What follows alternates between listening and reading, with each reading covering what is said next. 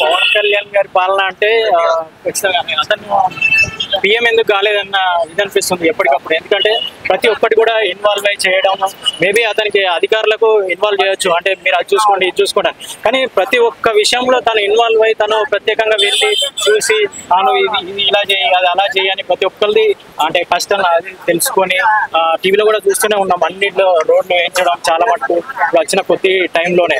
So అతను continue అయితే మాత్రం ఖచ్చితంగా ఆంధ్ర అనేది అద్భుతంగా డెవలప్ అవుతుంది. అంటే టీడీపీ సపోర్ట్ లేకుండా గెలవలేని ఒక వ్యక్తి ఈ రోజు మీ పిఎం అవుతే బాగుంటుందని ఎట్లా అంటారు అన్నట్టు? అంటే దానికి ఇంతకుముందు అతను పోటీ చేసినప్పుడు ప్రజలు అంతగా నమ్మలేదు. కాకపోతే అతను పడ్డ శ్రమ, అతను పడ్డ ఇది చూసి ఖచ్చితంగా ఇతను చేయగలిగిన నమ్మకంతో, ప్లస్ అంతకుముందు ఉన్న పాలన వాళ్ళకి మేబీ నచ్చక ప్రజెంట్ ఇప్పుడున్న వ్యక్తిని నమ్మి అలా తీసుకొచ్చారు. దానికి తగ్గట్టుగానే అంత మించి చేస్తున్నారు. సో పవన్ కళ్యాణ్ ఇప్పుడు ఏమైతే పరిపాలిస్తున్నారో, సో డిప్యూటీ సీఎం గా సో చాలా మంది డిప్యూటీ సీఎం తీసేద్దాం అంటున్నారు. సో దాని మీద మీ అభిప్రాయం ఏంటి? అది 100% రాంగ్ అండి. ఎందుకంటే ఎలాగో కొందరు రాజకీయ నాయకులు అలా మంచి చేయలేకపోతున్నారు, కానీ చేసేవాడిని కూడా తీసేయడం అనేది కరెక్ట్ కాదు. అన్ని చెప్పినట్టు చేస్తున్నారు పవన్ కళ్యాణ్. యా మాక్సిమం అంటే ప్రజలకు అందరికీ ఉపయోగపడే విధంగా ఖచ్చితంగా చేస్తున్నారు. ఎందుకంటే టీవీలో డైలీ అప్డేట్స్ చూస్తున్నారు.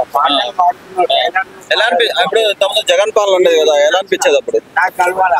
యా జగన్ పాలనకి ఇప్పటికి జగన్ పాలన బాగలేదని అనను, కాకపోతే జగన్ పాలనకు 100% న్యాయం చేస్తున్నారు. ఇక్కడ మీరు డైలీ టీవీలో కూడా చూస్తూనే ఉన్నారు.